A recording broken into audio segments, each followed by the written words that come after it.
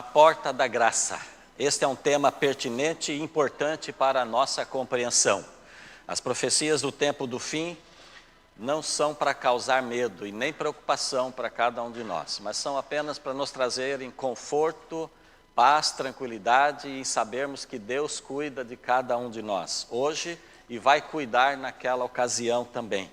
Portanto, antes de Jesus voltar, é importante termos a certeza, termos a plena confiança de que no nosso dia a dia temos a presença de Deus conosco. A presença do Espírito Santo, a presença dos anjos, temos a consolação das Escrituras, temos o apoio da igreja.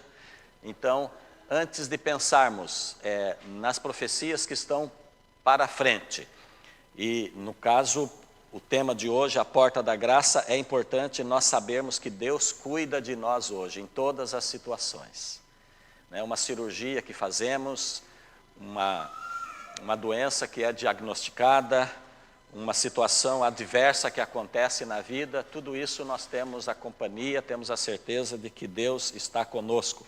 Então nós não precisamos ficar preocupados. Certa vez eu fui jogar futebol de salão, quando eu jogava ainda, não é?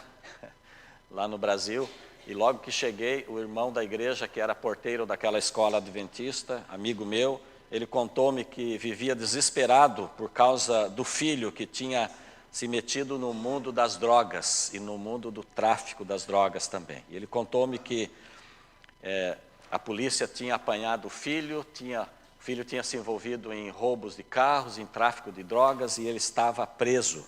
E ele perguntou para mim, será que Deus pode fazer alguma coisa por meu filho?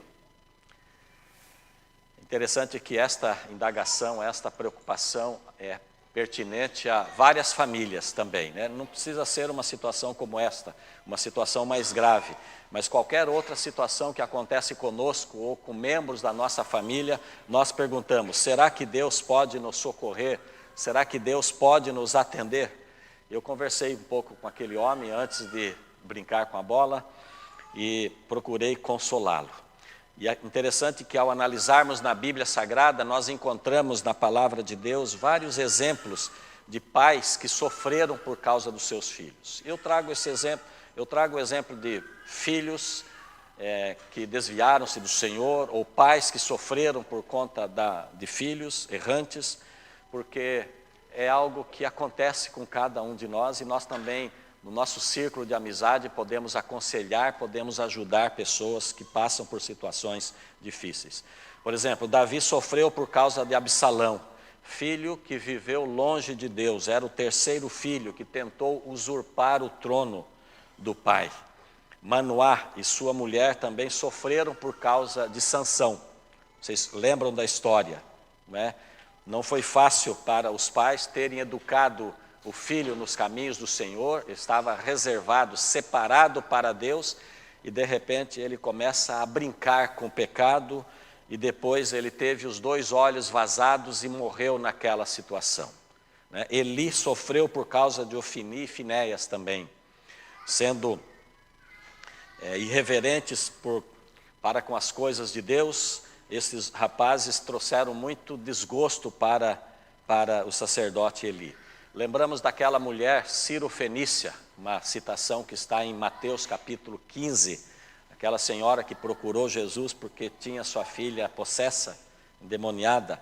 Depois dela insistir com Jesus, insistir com os discípulos, claro que Jesus quis ensinar uma lição de fé, de paciência e de insistência naquela mulher, ela foi atendida. Eu diria que os pais que amam os seus filhos se preocupam com eles, não é? Se preocupam muito. E a Bíblia traz um exemplo aqui que eu queria ler, um outro exemplo que eu queria ler, que está em Gênesis capítulo 21, que é algo bastante interessante, quando a Bíblia fala de Agar e Ismael, que foram despedidos no deserto e não tinham água para beber. Vocês conhecem aquela história. Eu vou ler aqui alguns versículos, que está em Gênesis capítulo 21, do verso 14 ao 18. Vamos ler? Gênesis 21, 14. Levantou-se, pois, Abraão de madrugada, tomou o pão e um odre de água, pô-los às costas de Agar, deu-lhe o menino e a despediu. ela saiu andando errante pelo deserto de Berseba. Tendo-se acabado a água do odre, colocou ela o menino debaixo de um dos arbustos, e afastando-se foi sentar-se defronte à distância de um tiro de arco, porque dizia, assim não verei morrer o menino. E sentando-se em frente dele, levantou a sua voz e chorou. Deus, porém, ouviu a voz do menino, e o anjo de Deus chamou do céu a Agar e lhe disse, que tens, Agar? Não temas, porque Deus ouviu a voz do menino daí onde estás. Ergue-te, levanta o rapaz, segura-o pela mão, porque eu farei dele um grande povo. Nós conhecemos aqui o motivo, porque Agar e Ismael foram despedidos. Ismael já tinha os seus 12, 13 anos, o zombou no dia do aniversário de Isaac, né? Então, às vezes nós achamos, mas só por isso eles foram despedidos? Deus tinha um plano, né, para construir também as duas maiores religiões, o cristianismo, descendente de Abraão, e o islamismo, descendente de Abraão também, mas através do próprio Ismael. A Bíblia menciona que os dois saíram pelo deserto e foram errantes pelo deserto de Berseba, nós acabamos de ler. Imagine, você no conforto da sua casa, tudo bem, tudo certo, caminha quentinha para dormir e de repente ter que largar tudo e sair. Foi difícil, não é? Imagine vocês o desespero de Agar quando viu Ismael pedindo água e não tendo nada para oferecer. Se ela tivesse ali uma garrafinha como esta, ela certamente ofereceria tudo para o filho e ela, se mais água, morreria de sede, não é? Ela faria tudo pelo seu filho. E quando os dois, Ismael e Agar, choravam de desespero, Deus levou-lhes a solução. Está no verso 19, está aqui. Verso 19, abrindo-lhes Deus os olhos, viu ela um poço de água, e indo a ele, encheu de água o odre e deu de beber ao rapaz. Curioso, não é? O poço estava lá, a água estava lá, mas eles não viam. Por quê? Porque os olhos estavam cheios de lágrimas. Às vezes as lágrimas impedem-nos de ver aquilo que Deus quer revelar-nos. Às vezes a bênção está do nosso lado, está diante de nós, a maravilha, a realização dos nossos sonhos já está quase a acontecer e nós não vemos, ou já aconteceu até e nós não percebemos, nós não vemos. Deus sempre tem a solução. Quando temos lágrimas nos olhos, não percebemos as bênçãos de Deus. Por isso é importante, chorar faz bem, precisamos chorar. E não é feio chorar. Os homens também podem chorar, que não é feio, não é? Mas é importante, depois do choro, enxugar as lágrimas. E poder perceber a bênção que está diante de nós. Deus sempre está do nosso lado. Jesus proferiu aquelas palavras, Deus meu, por que me desamparaste? Vocês se lembram? Estava na cruz. Deus tinha desamparado Jesus? Jamais. Deus estava do lado dele. É que a quantidade de pecados do mundo todo recaindo sobre os ombros de Jesus, sobre o seu corpo naquela hora, ele não sentiu a presença de Deus ali. Assim também nós, em todos os momentos, temos a garantia de que Deus está conosco. Em Gênesis 21, 17, nós lemos, Deus enviou o anjo. Eu queria reler esse texto. Gênesis 21, 17, diz assim, levantou-se, pois, ou melhor, Deus, porém, ouviu a voz do menino e o anjo de Deus chamou do céu a Agar e lhe disse, que tens, Agar, não temas, porque Deus ouviu a voz do menino daí onde estás. Então, o anjo do Senhor falou para Agar ficar calma, não é? Os anjos, às vezes, se transformam em pessoas. Em Gênesis, ou melhor, em Hebreus, capítulo 13, verso 2, menciona que alguns, sem saber, acolheram anjos em sua casa. É muito fácil aquela pessoa inusitada, aquela pessoa inesperada que apareceu e que conversou conosco, às vezes sendo um vizinho, até um estranho, tenha sido um anjo para nos orientar naquele momento que nós mais precisávamos. Portanto, os anjos são seres sobrenaturais que representam Deus em favor dos seres humanos. Certa vez um anjo apareceu para Moisés, quando ele estava no deserto de Midian, Conhecemos aquela história quando Deus queria chamá-lo para ele ir ao Egito e tirar o povo. O anjo apareceu no meio de uma chama de fogo que ardia em um arbusto, mas não consumia. E o anjo disse para Moisés: tira o sapato dos teus pés, porque o lugar em que estás é terra santa. E o motivo nós sabemos. O anjo disse que tinha visto a aflição do povo, mais de 400 anos sofrendo de escravidão lá no Egito, e Moisés tinha que ser o homem. Ele disse que não sabia falar, não é? Mas Deus o capacitou, ele foi e fez um lindo trabalho. A verdade é que os anjos fazem um importante ministério, realizam um importante ministério. Por que eu estou trazendo a história de pais desconsolados, de anjos que protegem, inseridos no assunto da porta da graça? É porque para aqueles que sobreviverem, não sabemos se vai ser na nossa geração ou não, não precisamos ficar preocupados, porque os anjos estarão conosco nos momentos mais difíceis que nós teremos. Mas vejam o ministério dos anjos, como é importante. Quando nós vamos na Bíblia e também nos livros do Espírito de Profecia, da irmã Ellen White, nós encontramos textos interessantíssimos. Um deles fala-nos que os anjos promovem os filhos de Deus quando estudam a Bíblia.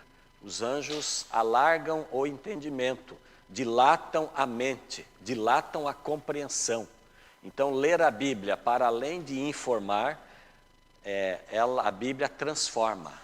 A leitura da Bíblia não é apenas para informar sobre teologia, sobre história, é para transformar. E os anjos desempenham esse ministério de forma maravilhosa. Por isso é importante, quando vamos ler a Bíblia, fazemos uma oração e podemos convidar os anjos para estarem conosco. Desejar de todas as nações 70 diz: ao nos relacionarmos com Deus através da sua palavra, anjos se achegarão a nós, nossa mente será fortalecida, nosso caráter elevado e apurado, tornar-nos-emos mais semelhantes ao nosso Salvador. Que lindo, não é? Mas os anjos também protegem aquelas pessoas que procuram a verdade. Há muitas pessoas que estão debatendo com elas mesmas, através das filosofias, dos pensamentos, das suas ideias, para encontrarem a verdade. Quando leem a Bíblia, estão confusas, receberam informações de outras confissões religiosas, doutrinas diferentes daquelas que estão na Bíblia, e os anjos, então, fazem esse trabalho maravilhoso. Desejado também, 141 diz: os anjos do mundo da luz acham-se em pé daqueles que, em humildade, buscam a guia das Escrituras. Então, você que dá estudos bíblicos, você que é instrutor bíblico, você que um dia recebeu a instrução bíblica, tivemos a presença dos anjos, temos a presença dos anjos conosco. Depois, os anjos protegem os seguidores de Cristo. Temos a garantia de que os anjos estão conosco. A irmã Ellen White, também no Desejado 240, diz: em todas as épocas, os anjos têm estado próximos dos seguidores de Jesus. Dos perigos visíveis e invisíveis, temos sido protegidos mediante a intervenção dos anjos. Eu me lembro de uma história que o meu filho contou, o Igor, que está no Brasil. Ele disse que quando estudava fisioterapia, ele estava no centro da cidade de Londrina, no Paraná, e deu um temporal muito grande em que algumas casas foram destelhadas, até portas saíram dos seus lugares, carros foram arrastados, árvores caíram e com raiz e tudo tombaram. E ele disse que estava esperando passar aquela tempestade num lugar que aparentemente era seguro. No entanto, ele percebeu que, de uma forma repentina, a porta de uma casa veio em direção ao carro, e ele falou: meu Deus, eu vou morrer. Coisa de meio metro, a porta estava vindo no vidro do carro, e de repente ele viu que a porta voou para outro lado, para outra direção. Ele disse que não teve dúvidas que foi o anjo de Deus que o protegeu ali.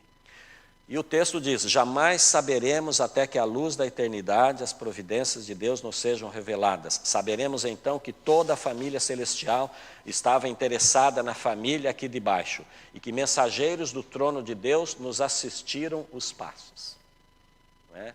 os nossos filhinhos, os bebês, as crianças que inadvertidamente caminham por lugares perigosos, nós podemos ter a certeza que os anjos estão conosco. Mas é interessante uma outra coisa também que os anjos fazem. No Desejado de Todas as Nações, 297, diz que os anjos aguardam-nos para a pregação do Evangelho. Isso é importante, pensarmos nisso. É muito bom vermos uma igreja cheia no dia do Senhor, adorando o Senhor como estamos aqui. Mas é importante também todos nós, como filhos de Deus, termos a consciência de que temos uma missão para fazer. E a missão não precisa ser de fazer uma série de evangelismo, ou uma semana de oração, ou nem de dar estudos bíblicos, se não é o meu jeito, se não faz o meu jeito de ser, se eu não tenho dom para dar estudo bíblico, mas eu posso ser missionário do meu jeito. E o texto diz assim: com quase impaciente ansiedade esperam os anjos a nossa cooperação. Nossa cooperação. Por isso é importante, então, nós pensarmos em termos sempre um folheto disponível na nossa carteira, no nosso carro, ou um livro, não é? É bom nós estarmos com a vida em ordem e podermos ter moral para convidar alguém para vir na igreja também, conosco, por exemplo, assistir uma festa batismal, que é sempre diferente, ou assistir uma Santa Ceia também, que é diferente. Nós temos essa responsabilidade. E o que me chamou a atenção é esta expressão da irmã Ellen White: com quase impaciente ansiedade, esperam os anjos a nossa cooperação. Você já ouviu falar do fechamento da porta da graça? Já, eu sei que sim, todos nós conhecemos esta profecia, não é? Na Bíblia nós não encontramos o termo porta da graça, nem o fechamento da porta da graça. Assim como não encontramos o termo milênio também. No entanto, o termo milênio nós usamos para designarmos, para definirmos aquele período de 1000 anos, que compreende desde que Jesus volta, ressurreição dos salvos, morte dos perdidos, aprisionamento do inimigo.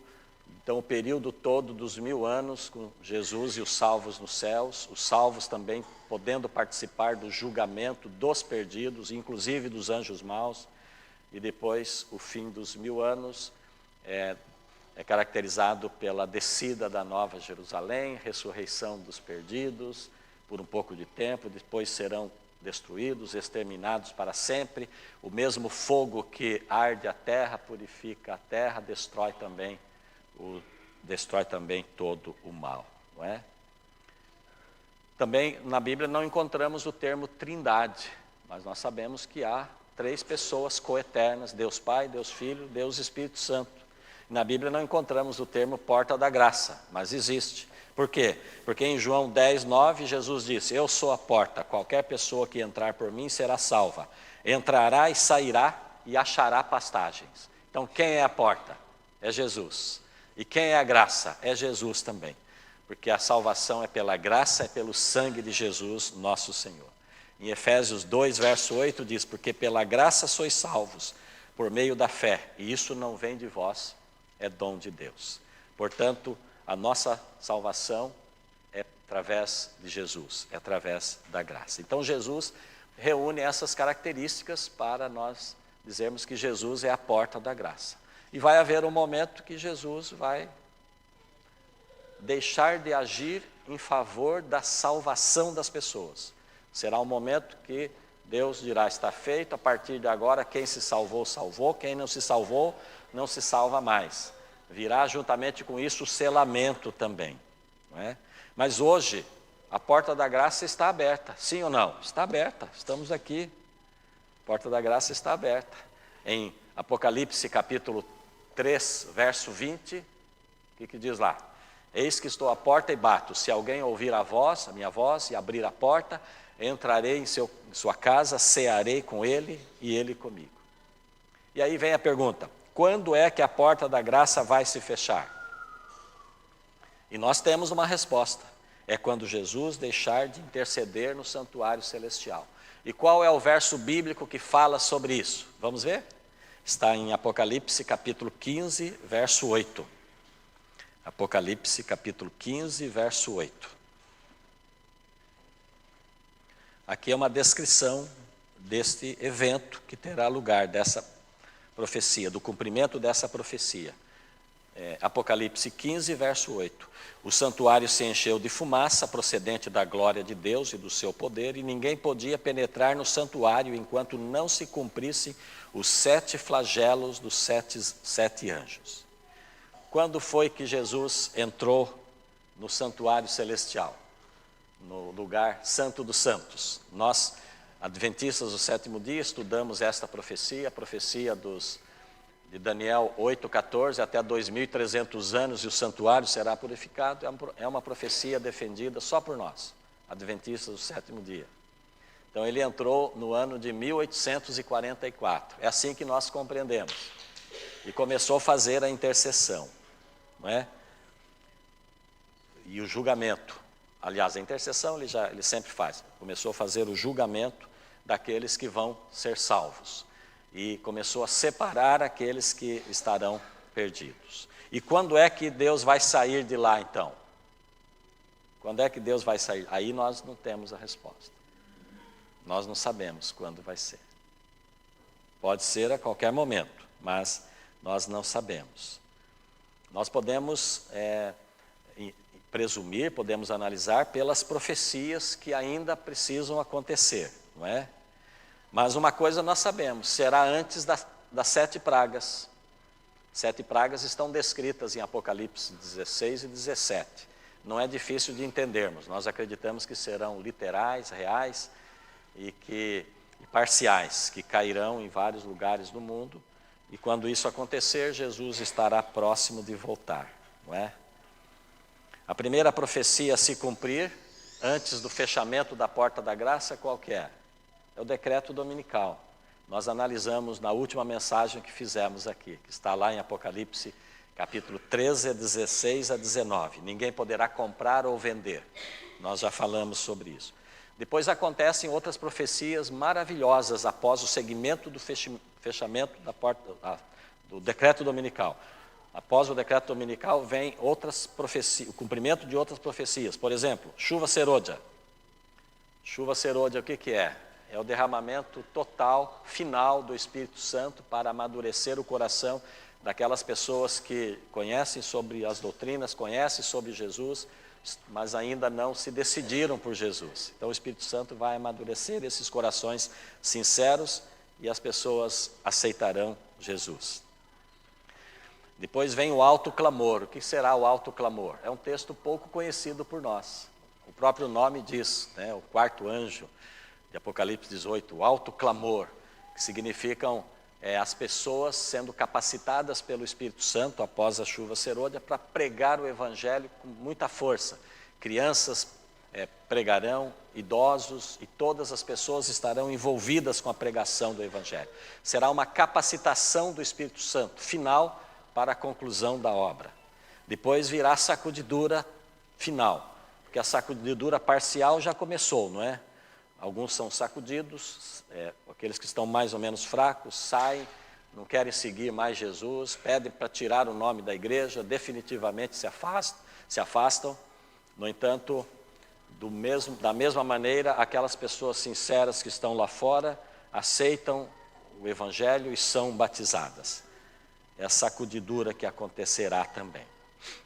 Depois vem o selamento final. O selamento final será no contexto do fechamento da porta da graça. Por que eu falo selamento final? Porque cada dia nós somos selados por Deus. Por quê?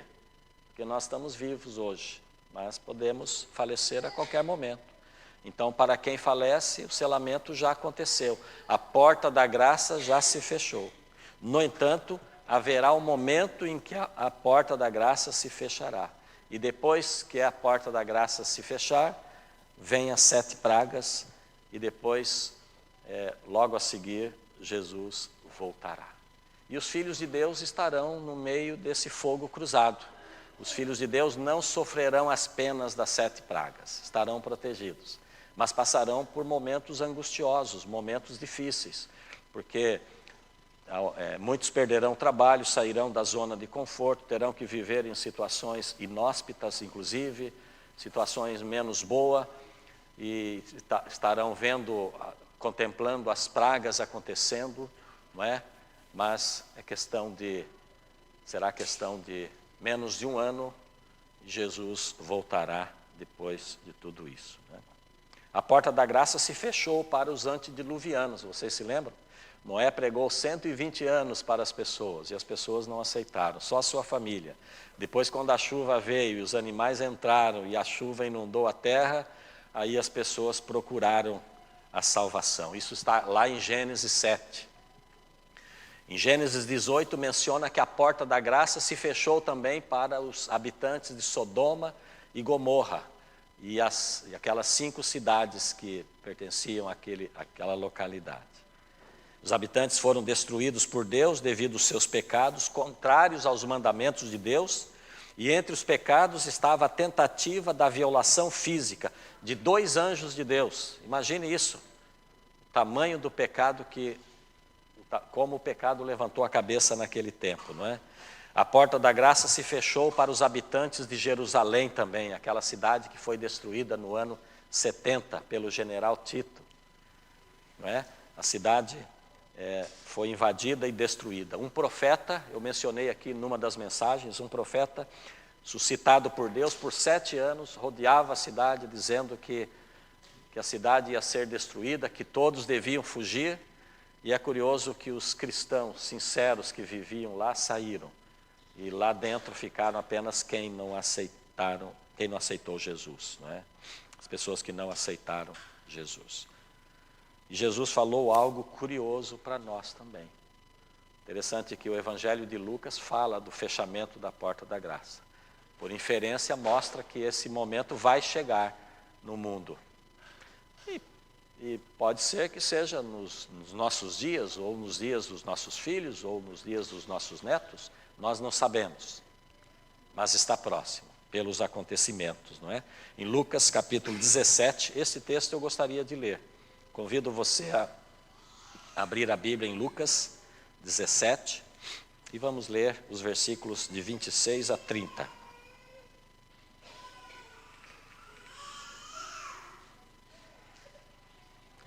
Lucas 17, 26. Assim como foi nos dias de Noé, será também nos dias do Filho do Homem. Comiam, bebiam, casavam e davam-se em casamento, até o dia em que Noé entrou na arca, e veio o dilúvio e destruiu a todos. O mesmo aconteceu nos dias de Ló. Comiam, bebiam, compravam, vendiam, plantavam e edificavam. Mas no dia em que Ló saiu de Sodoma, choveu do céu fogo e enxofre, e destruiu a todos. E aqui está também, né? Assim será no dia quando o Filho do Homem se manifestar. As pessoas estarão levando a sua vida de uma forma normal e não perceberão que a porta da graça terá fechado. Os perdidos não farão ideia do que estará acontecendo, não é? Os que não conhecem. E mesmo os fiéis filhos de Deus também não saberão exatamente. Só quando a primeira praga começar a manifestar-se, é que, então, verão que a porta da graça já se fechou. Aí será um tempo angustioso. E sabe que após esse momento, haverá um tempo de angústia. Você já ouviu falar nisso? E esse tempo de angústia está profetizado aqui em Daniel capítulo 12, verso 1. Eu vou ler aqui na minha Bíblia, você pode acompanhar também se quiser.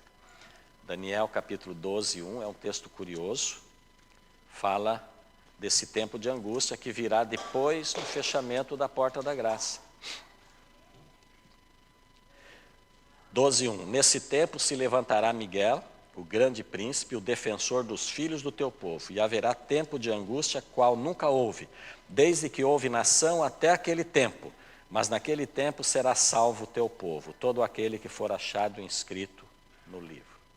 Portanto, os filhos de Deus não precisam ficar preocupados, porque teremos a presença dos anjos conosco, e Miguel, Jesus, virá para nos salvar, virá para nos resgatar desse mundo perdido, desse mundo violentado pelo pecado por mais de 6.000 anos, não é? Durante o tempo de angústia, caem as 7 pragas que castigarão terrivelmente os impenitentes. Os 4 anjos terão soltado os ventos da destruição. E quando esse momento chegar, a sorte de cada pessoa já terá sido fixada, sem possibilidade de mudanças. Portanto, vai se cumprir aquela profecia de Apocalipse, capítulo 22, 1 e 2. Está na Bíblia Sagrada. Se quiser acompanhar, está na sua Bíblia, poderá fazê-lo. Apocalipse 22, 11 e 12. Que diz: quem é injusto, faça injustiça ainda. E quem é santo, seja santificado ainda. Quem é justo, faça justiça ainda. E quem é santo, seja santificado ainda. E eis que cedo venho, e o meu galardão está comigo, para dar a cada um segundo a sua obra. Profetas e Reis, página 278, diz: estamos no limiar da crise dos séculos. O anjo de misericórdia não pode ficar muito tempo mais a proteger o impenitente. E no grande conflito, 622 diz: o tempo de angústia está prestes a manifestar-se sobre nós, e necessitaremos de uma experiência que agora não possuímos, e que muitos são demasiado indolentes para obter. Interessante que o que é que nos falta? O que é que está a nos faltar? Amor a Deus. Amor a Deus, amor à Bíblia Sagrada, amor à família, amor à sua igreja, amor às reuniões de oração, amor aos momentos de oração que temos. O que é que está a faltar em nossa vida? O céu é um lugar de relacionamentos perfeitos. Os anjos interagem-se de uma forma maravilhosa com a divindade. E nós para lá iremos. E nós precisamos começar aqui. O que é que está faltando para nós como membros de família? Todos nós nos entendemos bem, pais, filhos, marido, mulher. Nós como membros de igreja amamos verdadeiramente uns aos outros. A porta da graça ainda está aberta. Ainda há oportunidade de salvação. E Deus convida-nos ao arrependimento. Eu queria concluir contando uma experiência que li há um tempo atrás do evangelista Moody, que ao dirigir uma série de conferências, ele notou no auditório a presença de um moço que se apresentava muito animado em conhecer sobre a Bíblia Sagrada, anotava tudo, lá na cidade de Chicago, nos Estados Unidos da América. Na saída, ao pastor cumprimentá-lo, fez-lhe um apelo. Moody convidou-o a se entregar a Jesus, entregar o seu coração a Jesus. E o moço sorriu apenas e disse: agora não, pastor, dentro de mais uns dias, quem sabe, ainda não estou preparado, eu tenho que organizar algumas coisas da minha vida ainda. E o jovem foi para sua casa, passaram-se alguns dias, e o conferencista notou que o moço não mais voltou às reuniões. E através de informações que Moody recebeu, ele conseguiu localizar o moço e encontrou com uma pneumonia profunda, estava à beira da morte. Esse moço tinha hábitos noturnos, por isso encontrava-se doente. E Moody relembrou aquele moço então, sobre os assuntos das conferências, sobre Jesus que o amava, e fez o apelo para o rapaz: dê o seu coração a Cristo agora. E ele disse: pastor, ainda não. Se eu me converter agora, os meus amigos vão dizer que eu estou aceitando Jesus por causa da minha doença. Eu quero primeiro, deixe-me restabelecer, e quando eu estiver completamente bom, então eu procuro e nós conversaremos sobre o dia do meu batismo. Várias semanas se passaram e o jovem ficou totalmente bom. E por uma das coincidências da vida, Moody encontrou o moço nas ruas de Chicago. Ambos conversaram por alguns momentos e na conversa o evangelista insistiu outra vez, para ele se entregar a Jesus. Sabe que os pastores, os evangelistas, os missionários são assim. Eles insistem, porque tem um amor pela pessoa e quer ver a pessoa salva também um dia no céu. E o moço disse que não podia naquela hora porque era agricultor, tinha uma plantação de pêssegos muito grande para cuidar e que ainda não era o momento de batizar-se. Ele disse que estava pronto para se casar também, tinha que resolver essas situações da sua vida. Várias semanas se passaram e o evangelista Moody soube que aquele rapaz teve um acidente de viação, de carros, e que sua vida estava no fim. Sua vida estava no fim. E Moody tomou o barco, atravessou o grande lago e antes que amanhecesse estava subindo as montanhas onde dava na casa e na fazenda daquele rapaz. Ao chegar, ele viu uma luz, ao aproximar, bateu a porta, entrou, viu o rapaz tendo ao seu lado um médico e uma enfermeira. Ele estava muito mal, estava mesmo para morrer. E Moody fez o último apelo para que ele entregasse a vida a Jesus. Curioso que o moço conhecia termos da Bíblia, o moço tinha sido bem instruído, conhecia sobre Deus. Ele falou: pastor, agora é tarde demais. Ao que o evangelista respondeu: jovem, não é tarde. Lembre-se do ladrão na cruz que no último momento da sua vida aceitou Jesus e ele estará salvo quando Jesus voltar. O moço, com dificuldades profundas, abria e fechava a boca dizendo: passou a colheita, findou o verão e eu não estou salvo. E depois faleceu. Sabe que esta é uma história que realmente é uma história verídica, não é? Mas que reflete muito bem o que pode acontecer conosco hoje. Nós que aceitamos Jesus podemos estar na igreja, mas ainda não estarmos convertidos verdadeiramente.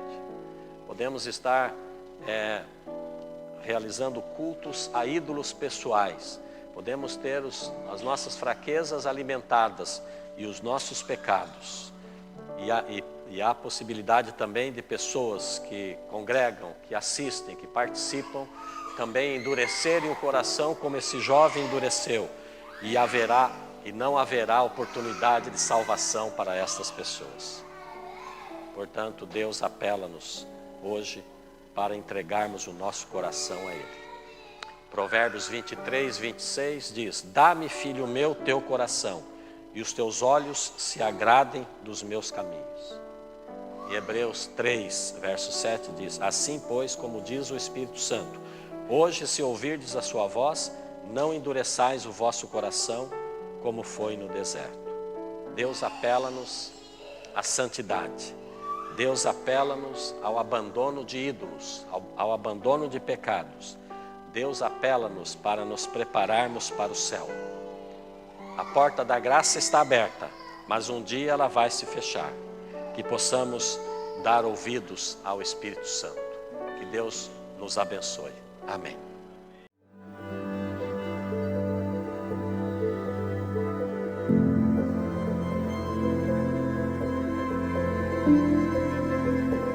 Música